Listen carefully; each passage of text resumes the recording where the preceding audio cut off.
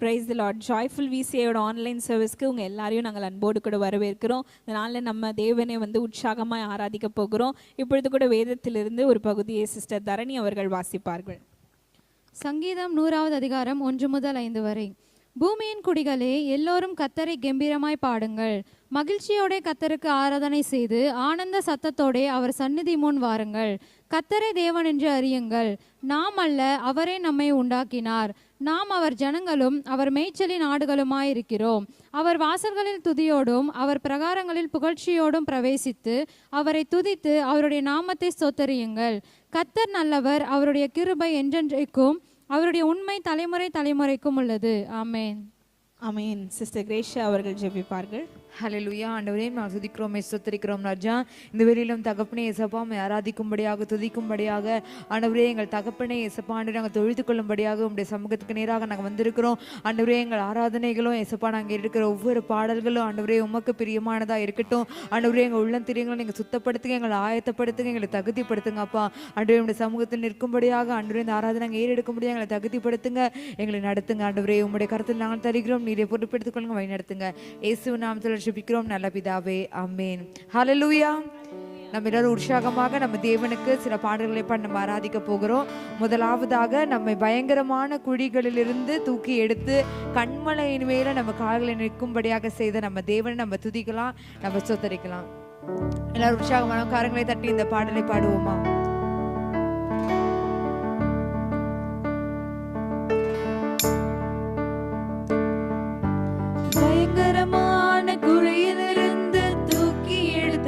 கிருபையினால் கண்மலை மீது கால்களை நிறுத்தி உறுதிப்படுத்தினார் நிரந்தரமாய். பயங்கரமான குழியிலிருந்து தூக்கி எடுத்தார் கிருபையினால் கண்மலை மீது கால்களை நிறுத்தி உறுதிப்படுத்தினார் நிரந்தரமாய்.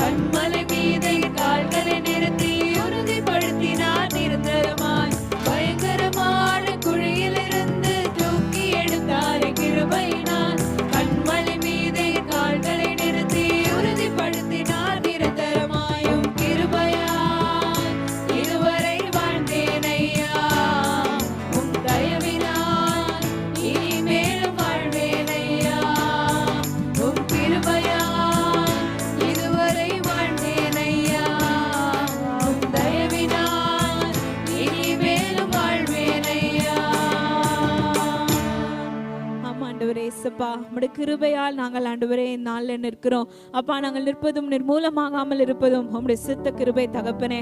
ஆண்டவரே அப்பா, நாங்கள் பிறந்த நாள் முதல் இந்த நாள் வரைக்கும் ராஜா ஆண்டவரே அப்பா, உம்முடைய கிருபை எங்களை தாங்கி வருகிறது. உங்களுடைய கிருபை எங்களை நடத்தி வருகிறது தகப்பனே. அப்பா, உம்முடைய பெரிதான கிருபைக்காய் உமக்கு நாங்கள் என்றென்றைக்கு நன்றி செலுத்துகிறோம் ஏசப்பா. உமக்கு நன்றி ஆண்டவரே, நன்றி.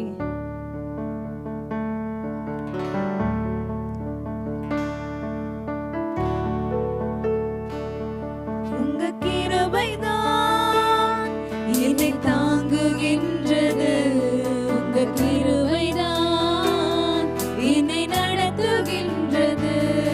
உங்க கிருபைதான் என்னை தாங்குகின்றது. உங்க கிருபைதான் என்னை நடத்துகின்றது.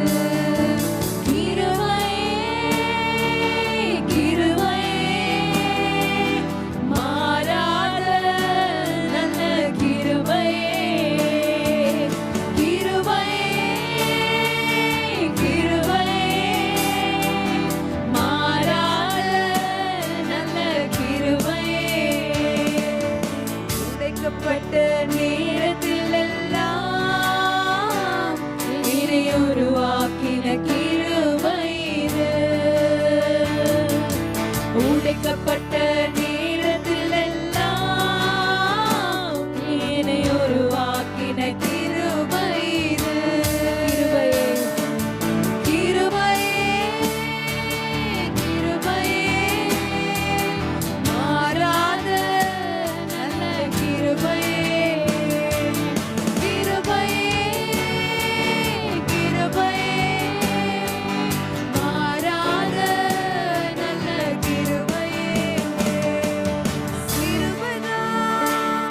என்னை தாங்குகின்றது. உங்க கிருபைதான் என்னை நடத்துகின்றது. உங்க கிருபைதான் என்னை தாங்குகின்றது. உங்க கிருபைதான் என்னை நடத்துகின்றது. சோர்ந்து போன நேரத்தில் எல்லாம் என்னை சூழ்ந்து கொண்ட கிருபை இது.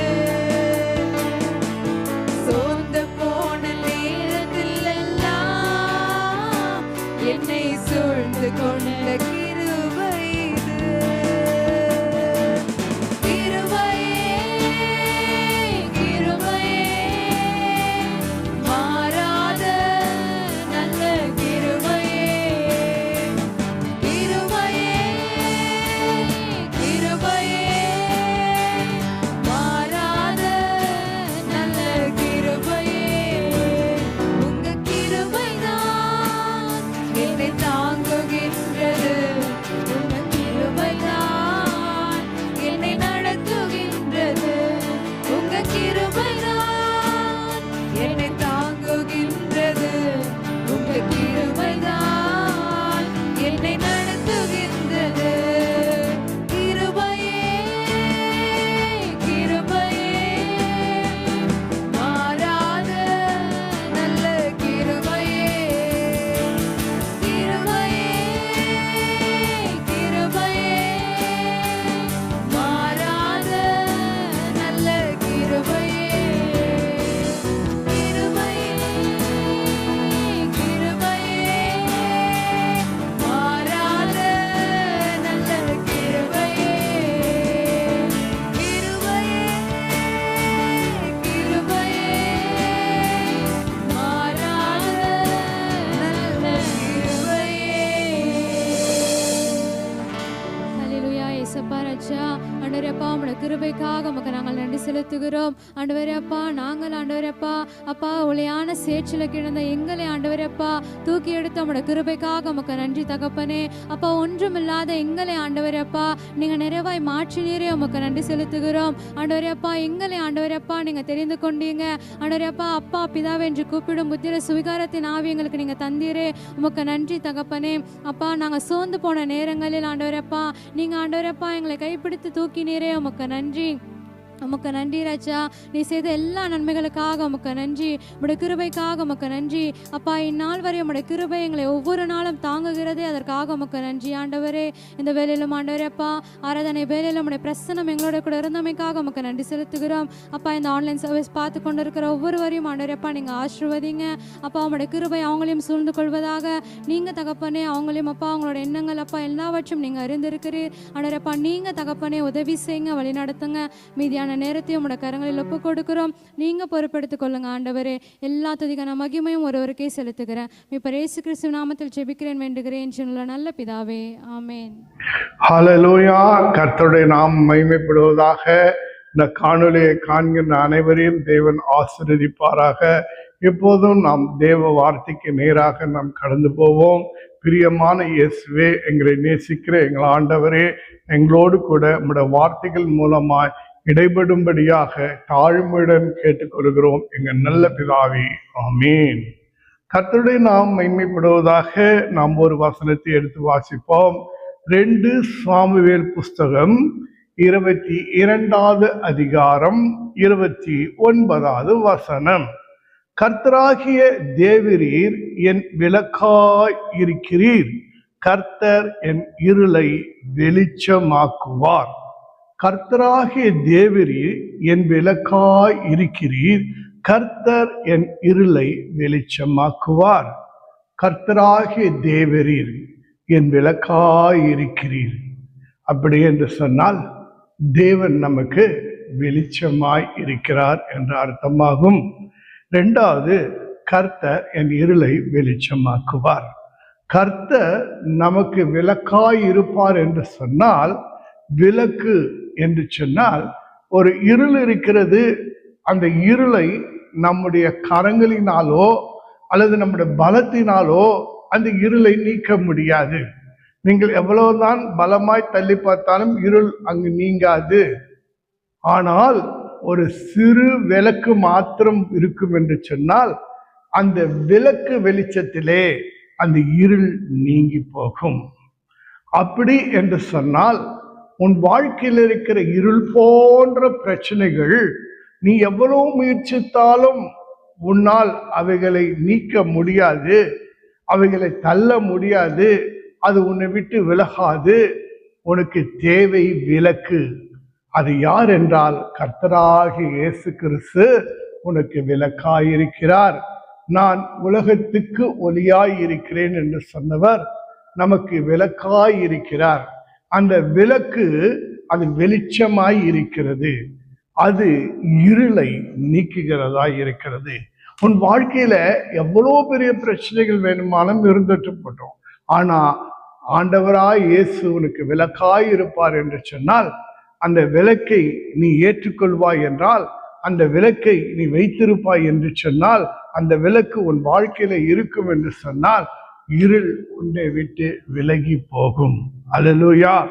ஆகினாலே அந்த விளக்காய் நாம் சொல்லுகிற அந்த கர்த்தராகிய இயேசு கிறிஸ்து நமக்கு வெளிச்சத்தை தந்து இருளை நீக்குகிறவராய் இருக்கிறார். நம் வாழ்க்கையில அநேக இருள்கள் உண்டு. என்னெல்லாம் இருள் இருக்கிறது, அதற்கு நாம் என்ன செய்வோம் என்பதுதான். முதலாவது காரியம், பாவம் என்பது ஒரு இருளாகும். கொஞ்சம் யோசிச்சு பாருங்க, நம்ம பாவம் செய்கிற ஆத்மா சாகவே சாகும். அல்லேலூயா. இருளான ஒரு இடத்துக்கு போய்விடும் பாவம் செய்கின்ற ஒரு ஆத்மா. அல்லேலூயா. பாருங்கள், பாவத்தின் சம்பளம் மரணம் என்று சொல்லப்படுகிறது. ஒரு சமயம் ஒரு 4 பேர் இயேசுவினிடத்திலே ஒரு திமிர்வாதக்காரனை கொண்டு வந்தார்கள். ஆண்டவராகிய இயேசு கிறிஸ்து அவருடைய விசுவாசத்தை பார்த்து அந்த திமிர்வாதக்காரனை பார்த்து, உன் பாவங்கள் மன்னிக்கப்பட்டது, உன் படுக்கையை எடுத்துக்கொண்டு நட என்று சொன்னார். அவன் பாவங்கள் மன்னிக்கப்பட்டபடியினாலே உடனே அவன் சுகமடைந்தான், எழுந்து நடக்க ஆரம்பித்து விட்டான். பாருங்கள், அவன் வாழ்க்கையிலே திமிர்வாதக்காரன், எதையுமே செய்ய முடியாதவன், செயல்படுத்த முடியாதவன், அப்படிப்பட்டவன் வாழ்க்கையிலே அந்த பாவத்தினாலே அவன் அந்த பிரச்சனைக்குள்ளானான். எழுந்து நடக்க முடியாத ஒரு மரித்த சரீரத்தை போல் மாறிவிட்டான். ஆனால் ஆண்டவராகிய இயேசு கிறிஸ்து அவனுக்கு இருளிலிருந்து வெளிச்சம் கொடுக்கும்படியாக அவன் பாவங்களை மன்னிக்கிறார். அந்த பாவங்கள் மன்னிக்கப்படும் போது அவன் எழுந்து நடக்க ஆரம்பித்து விட்டான், பூர்ண சுகம் அடைந்து விட்டான். இன்னைக்கு நம்ம வாழ்க்கையிலே பாவம் நம்மை எல்லா சூழ்நிலையிலும் நம்மை தடை செய்கிறதா இருக்கிறது, உங்களை முன்னேறி விடாமல் செய்கிறதா இருக்கிறது. உங்கள் பாவங்கள், ஆண்டவர் சொல்லுகிறார், உங்களை ரட்சிக்க கூடாதபடிக்கு என் கை குறுகி போகவும் இல்லை, உன் விண்ணப்பத்தின் சத்தத்தை கேட்காதபடிக்கு செவி மந்தகமாகவும் இல்லை, உங்கள் பாவங்களே உங்களை என்னிடத்திலிருந்து மூடி மறைக்கிறது என்று சொல்கிறார். நம்முடைய பாவம் தேவனுக்கும் நமக்கும் நடுவிலே ஒரு தடுப்பு சுவராய் இருக்கிறது. தேவன் நம்மை ஆசீர்வதிக்க விரும்புகிறார், ஆனால் பாவம் இருக்கிறபடியினாலே அந்த ஆசீர்வாதம் நம்மிடத்தில் வருகிறது இல்லை. அந்த பாவங்கள் மன்னிக்கப்படும் என்று சொன்னால் தேவன் அருளிகளே எல்லா ஆசீர்வாதங்களும் நம்மிடத்தில் வந்து சேரும். நம்ம ஆண்டவராகிய இயேசு கிறிஸ்து நம் பரிகாரியாய் இருக்கிறார். நமக்காகவே நம் பாவங்களை சுமந்து தீர்த்த தேவ ஆட்டுக்குட்டி அந்த கல்வாரி சிலுவையிலே நம்முடைய பாவ சாப ரோகங்கள் எல்லாம் சுமந்து தீர்த்தார். இன்றைக்கு கர்த்தராகிய இயேசு கிறிஸ்துவை நாம் நோக்கி பார்க்கும்போது பாவத்தின் இருளிலே வாழ்கின்ற நாம், அவர் நமக்கு வெளிச்சமாய் இருக்கிறார். அந்த கல்வாரி நாயகன் நமக்கு விளக்காய் இருக்கிறார், ஒளி தருகிற விளக்காய் இருக்கிறார், வெளிச்சம் தரும் விளக்காய் இருக்கிறார், இருளை நீக்கும் விளக்காய் இருக்கிறார், உன் பாவங்களை மன்னிக்கும் விளக்காய் இருக்கிறார். அல்லேலூயா. உன்னை புதிய மனுஷனாய் மாற்றுவார். உன் பாவ வாழ்க்கை, உன் பாவ சிந்தனை, பாவ குணாதிசயம் எல்லாம் மாறி இயேசுவினுடைய சாயலில புதிய சிருஷ்டியாய், புதிய மனிதனாய், ரட்சிக்கப்பட்டவனாய், கிருபை பெற்றவனாய், அல்லேலூயா, தேவனுடைய பிள்ளையாய் நீ மாறி விடுவாய். அல்லேலூயா. உன் இருள்ல இருக்கிறையா, பாவத்துல இருக்கிறையா, இன்னைக்கு ஆண்டவரை நோக்கிப்பார், இயேசுவை நோக்கிப்பார். அவர் நமக்கு விளக்காய் இருக்கிறார், பாவத்தை மன்னிக்கும் தேவனாய் இருக்கிறார், நம் பாவத்தை நீக்கும் விளக்காய் இருக்கிறார், நம்மை ரட்சிக்கும் ஆண்டவராய் இருக்கிறார், நம்ம வாழ்க்கையை மாற்றுகிறவராய் இருக்கிறார், நம்மை புதிய சிருஷ்டியாய் மாற்றுகிறவராய் இருக்கிறார்.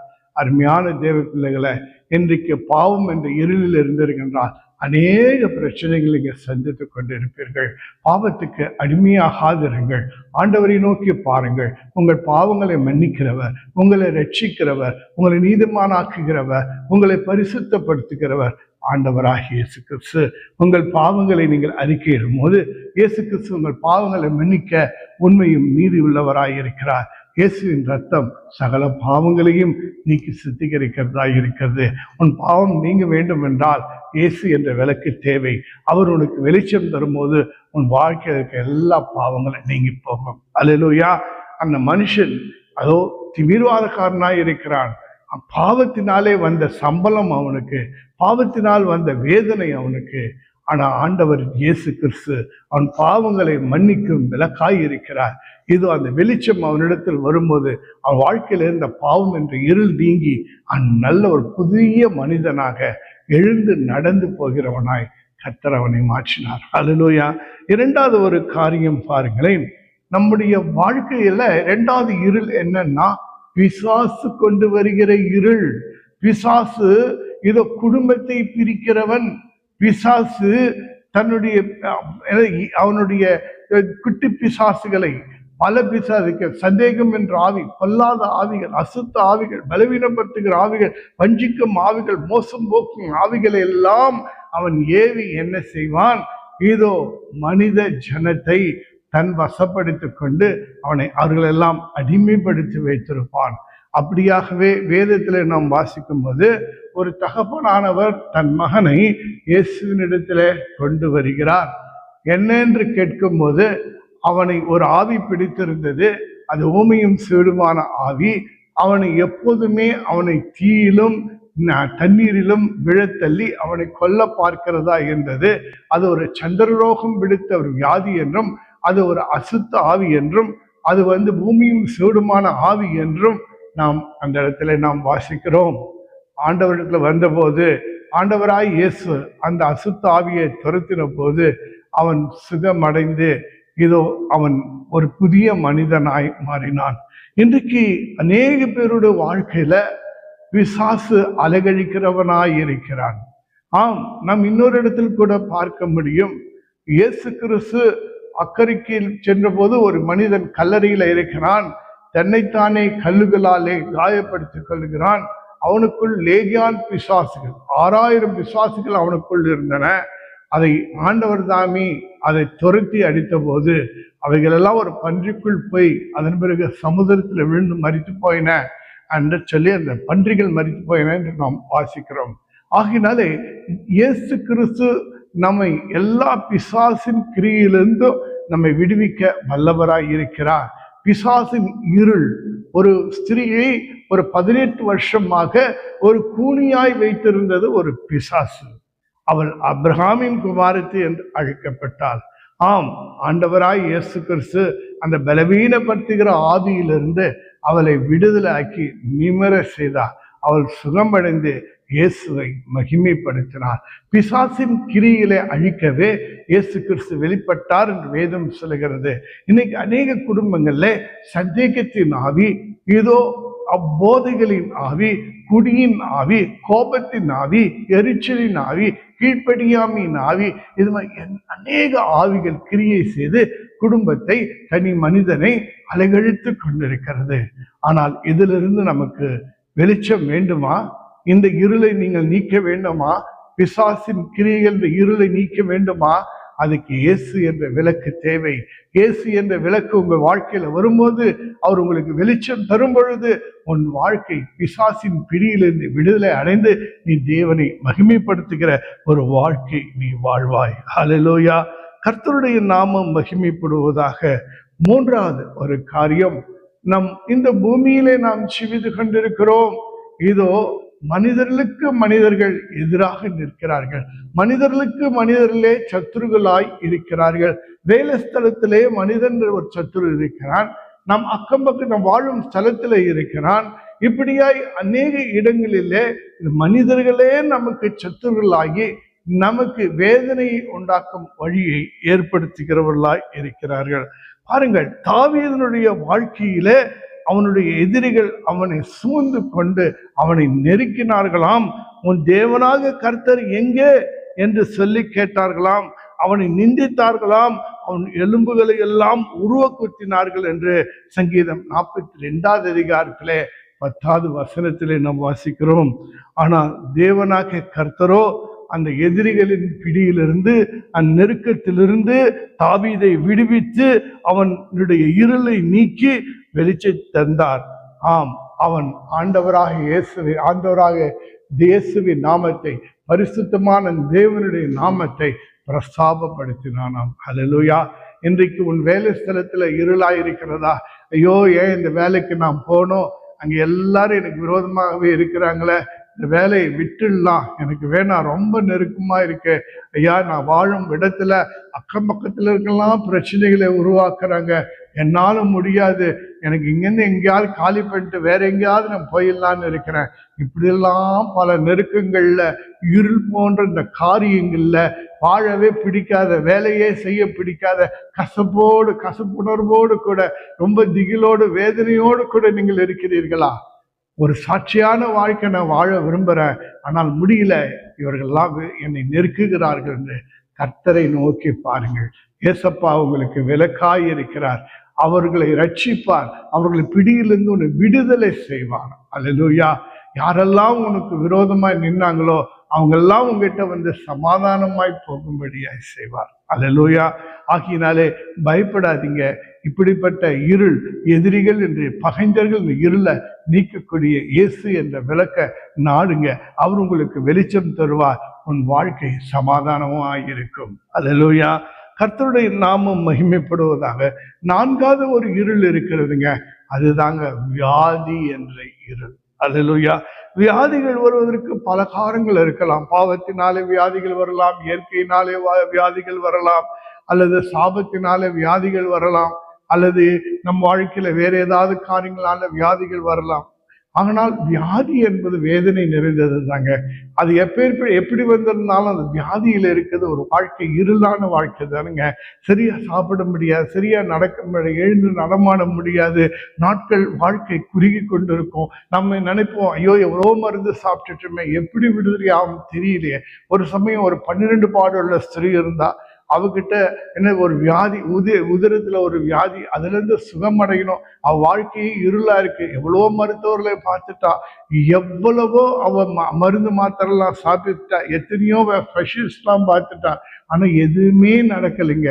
அவள் ரொம்ப வருத்தப்பட்டா. எல்லா பணமும் ஆஸ்தியெல்லாம் செலவழிச்சா. அவள் பேர் கூட எல்லாரும் மறந்துட்டு 12 பாடுள்ள ஸ்திரீ என்று சொல்லி வச்சுட்டாங்க. பேரு பாடுள்ள ஸ்திரீ என்று பேர் வச்சுட்டாங்க. பாருங்க, வியாதி அவளுக்கு பேரா மாறி போச்சு. ஆனா இயேசு கிறிஸ்துவை குறித்து கேள்விப்பட்டா, இயேசு என்ற வெளிச்சத்தை, இயேசு என்ற விளக்கை குறித்து கேள்விப்பட்டா, அவருடைய வஸ்திரத்தை தொட்டாலாக நான் சொஸ்தமாவேன் என்று சொல்லி ஆண்டவராய் இயேசு விசுவாசத்தின்படியே அவள் இருந்த ஊருக்கு வந்தார். நேரா அவள் எவ்வளோ கஷ்டப்பட்டா, எப்படி போனான்னு தெரியல. ஆனா எப்படியாவது சுகமாக என்று விருப்பம் போயிட்டு இயேசுவின் வஸ்திரத்தை தொட்ட உடனே சுகமடைந்தார். அவன் வாழ்க்கையில இந்த வியாதி என்ற இருள் அவளை விட்டு விலகி போயிடுச்சு. அவன் வாழ்க்கை ஆரோக்கியம் அடைந்தது. இன்னைக்கு கூட உங்க வாழ்க்கை வியாதியில, பலவீனத்துல, சுகவீனத்துல இருப்பீங்கன்னா, ஆரோக்கியம் இல்லாத வாழ்க்கையை வாழ்ந்துட்டு இருப்பீங்கன்னா, இயேசுவை நோக்கி பாருங்கள். இயேசுவின் தழும்புகளாலே நீங்க குணமாவீர்கள். இயேசு உங்களுக்கு பரிகாரியா இருக்கிறார். உங்களுக்காக அடிக்கப்பட்டார், உங்களுக்காக நொறுக்கப்பட்டார். அவர் உங்களுக்காக எல்லா காயங்களும் ஏற்றுக்கொண்டார். அவர் உங்களுக்காக எல்லாவற்றையும் சுமந்து தீர்த்தபடினாலே நீங்க சுமக்க தேவையில்லை. இயேசு வியாதியெல்லாம் நீக்கி போட்டு பூர்ண சுகத்தை கொடுப்பார். ஒரு குஷ்டரோகி வந்தான், ஆண்டவரே நமக்கு சித்தமானால் என்னை சுத்தமாக்கவுமால் கூடும் என்று சொல்லி கெஞ்சுகிறான். ஆண்டவர் அவன் மேல மனதுருகி, எனக்கு சித்தம் உண்டு, நீ சுத்தமாக என்று அக்கணமே அவன் ஒரு குழந்தையும் சரீரத்தை நல்ல சுகமடைந்தான். இன்றைக்கு உங்க வாழ்க்கையில ஆண்டவரோட சித்தம் என்ன தெரியுமா? நீங்க வியாதியா இருக்கிறது அவர் சித்தம் இல்லைங்க, நீங்க பலவீனமா இருக்கிறது அவர் சித்தம் இல்லைங்க, நீங்க சுகம் அடைய வேண்டும் என்பதுதான் அவர் சித்தமா இருக்கிறது. ஆகினாலே இன்னைக்கு இருளான இந்த மாதிரி வியாதியின் வாழ்க்கையில நீங்க வாழ்ந்துட்டு இருப்பீங்கன்னா, இன்னைக்கு ஆண்டவரை நோக்கி பாருங்க. அவர் உங்களுக்கு விலக்காய் இருப்பார். பேதுரு வீட்டுக்கு ஒரு சமயம் இயேசு போனாரு. அவங்க மாமி ஜுரமா இருந்தாங்க, அவங்களால வேலை செய்ய முடியல. இயேசு விளக்கல்லவா, இயேசு வெளிச்சம் அல்லவா, இயேசு அற்புதங்களை செய்கிறவர் அல்லவா, இயேசு அதிசயங்களை செய்கிறவர் அல்லவா. அவங்க போய் பேதுரு மாமியினுடைய கரத்தை தட்ட மாத்திரத்துல அவன் சுகமடைந்தான். இயேசுக்கு பணிவிட செய்ய ஆரம்பிச்சிட்டான். அல்லேலூயா. அதே மாதிரி இன்றைக்கு அந்த இருள்ல இருந்து, வியாதி அந்த விருளிலிருந்து நீங்க வெளியே வரணும்னா, ஏசப்பா இந்த விளக்க பாருங்க. அவர் உங்களுக்கு வாழ்க்கையில வெளிச்சத்தை தருவார். வியாதி நீங்கும், நீங்க சுகமாவீங்க, கர்த்தரை நீங்க மகிமைப்படுத்துவீங்க. அல்லேலூயா. 5வது ஒரு காரியம் பார்க்கலாம். வாழ்க்கையில வறுமை என்பது ரொம்ப ரொம்ப ஒரு இருளுங்க. பிள்ளைங்களை நல்ல படிப்பு கொடுக்க முடியல, எனக்கு பணம் இல்லை, என் பிள்ளைங்க நல்லா படிக்கிறாங்க, ஆனா நல்ல காலேஜ்ல சேர்க்கணும்னு நான் விரும்புறேன், ஆனா முடியல, பணம் இல்லைங்க. ஒரு வீடு கட்டணும்னு விரும்புறேன், என் பணம் இல்லைங்க. ஐயா, நான் என் பிள்ளைங்களுக்கு திருமணம் பண்ண விரும்புறேன், ஆனா பணம் இல்லைங்க. ஐயோ, என் தாய் தகப்பன் வைத்து போன கடனையே அடைக்கிறதுக்கு முடியல, எனக்கு ரொம்ப கஷ்டமா இருக்கு, என்ன செய்யுது, பணம் இல்லைங்க. இப்படியா இல்லை இல்லை என்று சொல்லி நம்ம வருமானம் போதவில்லை. சில பேர் வாழ்க்கையில பெரும்பாலும் வருமானங்கள் கடனுக்கு போயிடும், அல்லது வீட்டு வாடகைக்கு போயிடும், அல்லது படிப்புக்கு போயிடும். அவங்களுக்கு ரொம்ப கஷ்டப்படும், மேலும் மேலும் கடன் வாங்கக்கூடிய ஒரு நிலைமை ஏற்படும். ரொம்ப வேதனையா இருக்கும், அவமானம், நிந்தைகள் எல்லாம் செய்து கொண்டிருப்பாங்க. சில பேர் வீட்டுல பாருங்க, அவங்க கணவன் குடித்து விட்டு வீட்டுல ஒரு பைசா கொடுக்க மாட்டாரு. அவங்க வீட்டுக்காரங்க எல்லாரும் என்ன செய்வாங்க, மனைவி பிள்ளைகள்லாம் வறுமையில இருப்பாங்க. பாருங்க, இந்த வறுமை என்பது பயங்கரமான ஒரு இருளுங்க. இந்த உலகத்துல ஜீவிதத்திற்கு நமக்கு பணம் தேவை, கர்த்தரின் ஆசீர்வாதம் நமக்கு தேவை. தேவன் நம்மை ஆசீர்வதிக்க, நீதிமான் செழித்திருப்பான்னு சொல்லப்படுகிறது. கர்த்தரின் ஆசீர்வாதமே ஐஸ்வரியத்தை தரும், அதோடு கூட வேதனையை அவர் கூற்ற மாட்டாருங்க. இன்னைக்கு எத்தனையோ குறுக்கு வழியிலெல்லாம் பணம் சம்பாதிக்கிறாங்க, ஆனாலும் கூட அவங்களால அதை வச்சுட்டு சமாதானமா வாழ முடியலைங்க. ஆனா எத்தனையோ பேர் வேணும்னு விரும்புறான், அவங்க கிட்ட பணம் இல்லைங்க. ஆனா ஏசப்பா கிட்ட வரும்போது அந்த இல்லாமை, அந்த வறுமை என்ற சாபத்தை உடைப்பாருங்க. அது ஒரு சாபங்க. அந்த சாபத்தை உடைக்கும் போது நீ ஆசீர்வதிக்கப்படுவாய். ஆசீர்வதிப்பது ஆண்டவராய் இயேசுக்கு கல்வாரி சிலுவையை பாருங்க, நம்மை ஐஸ்வரியனாக்கும்படியாக அவர் தரித்திரராய் மாறினார். தேவன் தமது ஐஸ்வரியத்தின்படி நம்முடைய குறைவெல்லாம் கிறிஸ்து இயேசு மகிமைக்குள்ளாய் நிறைவாக்குகிறவராய் இருக்கிறார். பாருங்க, மனப்பூர்வமாய் கர்த்தருக்கின்ற தசம்பாத்தை கொடுங்க. 1000 பேர் 1000 சொல்லிட்டு போகலாம், அனுபவ ரீதியா அனுபவிக்கலாங்க. ஆண்டவர்கிட்ட கொடுக்குவாங்க. விதைத்து பாருங்க, அது 1க்கு 100 உங்களுக்கு பலன் கொடுக்கும். ஐயா உங்ககிட்ட யாராவது ஏழை எளியவர்கள் வந்தாங்கன்னா உதவி செய்யுங்க. முடியாதுன்னு சொன்ன ஏதாவது உங்களால முடிஞ்சது செய்யுங்க. உங்கள் பலத்தின்படியே செய்யுங்க. கர்த்தருக்கு நீங்க என்ன செய்யுங்க, இறங்கி கடன் கொடுக்கிறவளா இருக்கீங்க, அந்த கடனை ஆண்டவர் திருப்பி கொடுப்பாருங்க. இதுதான் ஆண்டவர் செய்கிறது. ஆகினால இன்னைக்கு இல்லைன்னு நீங்க சொல்லவே சொல்லாதீங்க. ஒரு சமயம் பாருங்க, ஒரு தேவ மனுஷனுடைய மனைவி, தேவ மனுஷன் இறந்து போயிட்டாரு. அவர் மனைவி இருந்தாங்க. அவன் தேவ மனுஷன் கடன் வாங்கி வச்சுட்டு போயிட்டாரு. ஏதோ தேவைகள், திடீர்னு இறந்துட்டாரு. அவரால் அந்த கடனை அடைக்க முடியல. கடன்காரன் வந்து என்ன செய்யறான், மனைவி பிள்ளைகள்லாம் அருமையா பிச்சுட்டு போக விரும்புகிறான். அப்போ அந்த அம்மா ஓடி போயிட்டு இன்னும் என்ன செய்ய, தேவமண்டலத்துல போய் இன்னொரு தேவமண்டலத்துல போய் எனக்கு இப்படி ஆயிடுச்சு, எனக்கு உதவி செய்யுங்கன்னு சொல்லி கேட்குறாங்க. அப்போ அவர் கேட்குற, உங்ககிட்ட என்ன இருக்குன்னு கேட்குறாரு. ஒரு குடம் எண்ணெய் இருக்குதா? அப்போ நீ என்ன செய்ய, அக்கம் பக்கத்துலாம் பாத்திரம் வாங்கி அதில் ஊற்றுன்ற. அந்த அம்மா அப்படியே செய்கிறாங்க. எல்லா பாத்திரம் நிரம்பி வழியுது. அப்போ சொல்றாரு தேவ மனுஷன், அதை விற்று கடனை அடைச்சிட்டு மிச்சம் ஜீவனுக்கு வச்சுக்கோன்னு சொல்றாரு. கர்த்தர் அப்படியா அற்புதம் செய்து அந்த இடத்துல அந்த பிரச்சனை, அந்த கடன், அந்த எல்லாவற்றையும் நீக்கி போட்டு ஆண்டவர் அவனை ஆசீர்வதிக்கிறவராய் இருக்கிறார். இன்னைக்கு கூட உங்க வாழ்க்கையில என்ன பிரச்சனையில இருந்தாலும் சரி, என்ன இல்லாமையில இருந்தாலும் சரி, என்ன வறுமையில இருந்தாலும் சரி, எசப்பாவை நோக்கி பாருங்க. அவர் ஐஸ்வர்ய சம்பனராய் இருக்கிறார். அல்லேலூயா. அவர் உங்களை குப்பையிலே கடந்தாலும் சரி, உங்களை கோபுரத்துக்கு கொண்டு போக முடியுங்க. அல்லேலூயா. பிரபுக்களோடு ராஜாக்களோடு உங்களை உட்கார வைக்க முடியுங்க. உங்களை சீமாட்டியாய் மாற்றப்படுங்க. கர்த்தர் ஆசீர்வதிக்கிறவர். அவர் உங்களை ஆசீர்வதிக்கும் போது எந்த வேதனையும் கூட்ட மாட்டார். நீதிமான் பனையை போல் செழித்து கேதுருவை போல் வளருவானாம். அல்லேலூயா. கிறிஸ்துவுக்குள் உன்னதங்களிலே ஆவிக்குரிய சகல ஆசீர்வாதங்களினாலும் நம்மை ஆசீர்வதித்திருக்கிறார். வானத்தின் பொக்கிஷ சாலையை நமக்காக திறப்பாருங்க. உங்க கையின் பிரயாசத்தை ஆசீர்வதிப்பாருங்க. கர்த்தர் தாமே நீ தொட்டதெல்லாம் துவங்க செய்வாருங்க. உனக்கு புதிய திட்டங்களை கொடுப்பாருங்க. உங்களுக்கு புதிய வாசலை திறப்பாருங்க. உங்களை தேடி வருகிறவர்களை நீங்க பார்ப்பீங்க. உங்களுக்கு உதவி செய்யறவங்களை பார்ப்பீங்க. உங்க பட்சமா நிக்கிறவங்களை பார்ப்பீங்க. ஆதரவாய் உங்களுக்காக வருகிறவர்களை நீங்க பார்ப்பீங்க. ஏன்னா கர்த்தர் உங்களை ஆசீர்வதிக்க விரும்புகிறார். அல்லேலூயா. வானமும் பூமியும் படுத்த கர்த்தரிடத்திலிருந்து உங்களுக்கு சகாயம் வரும், ஒத்தாசி வரும். அல்லேலூயா. அந்த தேவனை, வானத்தையும் பூமி படுத்த அந்த தேவனிடத்தை ஒத்தாசிக்காக கர்த்தரை நோக்கி கரங்களையே என்ன செய்ய உயர்த்தி அவர்கிட்ட கேட்டு பாருங்க.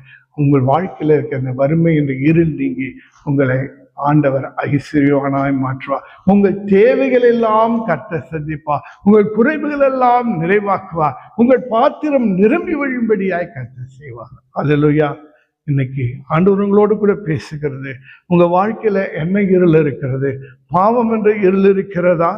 அல்லது பிசாசு என்ற இருள் கிரியை செய்து கொண்டிருக்கிறதா? அல்லது எதிரிகள் என்ற இருள் கிரியை செய்து கொண்டிருக்கிறதா? வியாதி என்ற இருள் கிரியை செய்து கொண்டிருக்கிறதா? வறுமை என்று இருள் கிரியை செய்து கொண்டிருக்கிறதா? எல்லாத்துக்கும் எல்லா இருளும் நீக்கக்கூடிய, எப்படிப்பட்ட இருளா இருந்தாலும் சரி நீக்கக்கூடிய இயேசு கிறிஸ்து உங்களுக்காக இருக்கிறார். இன்னைக்கு அந்த இயேசுவை நோக்கி பாருங்கள். அவர் உங்களுக்கு விளக்காய் இருந்து உங்களுக்கு வெளிச்சத்தை தந்து உங்களுக்கு இருளை நீக்கி ஒரு சமாதானமான ஒரு வாழ்க்கையை தந்து உங்களை ஆசீர்வதிக்கிறவராய் இருக்கிறார். ஆண்டவரை நோக்கி ஒரு ஜெபம் பண்ணுமா? அனைவருக்கும் வெளிச்சத்தை தரும் இயேசு கிறிஸ்துவே, எங்களுடைய வாழ்க்கையிலே காணும் இருளை நீக்க உமது ஆவியை தாரும். உம்முடைய வார்த்தைகளால் மற்றொரு இருளை நீக்குவதற்கும் எங்களுக்கு துணை புரியும் பிதாவே. ஆமீன். உம்முடைய வசனம் என் கால்களுக்கு தீபம், என் பாதைக்கு வெளிச்சமாய் இருக்கிறது. அல்லேலூயா. ஆண்டவரே, இந்த காணொலியை பார்த்து அனைவரையும் ஆசீர்வதிங்க. ஆரம்பம் முதல் முடிவு வரைக்கும் வழிநடத்துகிற கிருபைக்காயும் ஸ்தோத்திரிக்கிறோம் ஆண்டவரே. நன்றி ஆண்டவரே. அப்பா, காணிக்கை தசமா கொடுக்க பிள்ளைகளை அபிரீமிதமாய் ஆசீர்வதிக்கிறாங்க. நன்றி ஆண்டவரே. என் ஆத்மாவே கர்த்தரை ஸ்தோத்திரி, என் உள்ளமையார் பரிசுத்த நாமத்தை ஸ்தோத்திரி. என் ஆத்மாவே கர்த்தரை ஸ்தோத்திரி. கர்த்தர் செய்த சகல உபகாரங்களும் மறவாதீங்க. ஆமென். கர்த்தராகிய இயேசு கிறிஸ்துவின் கிருபையும் பிதாவாகிய தேவனுடைய அன்பும் பரிசுத்த ஆவியின் அன்னோனியம் ஐக்கியம் சந்தோஷமா இருக்கலாம் நம் அனைவரோடு கூட இருப்பதாக. ஆமென்.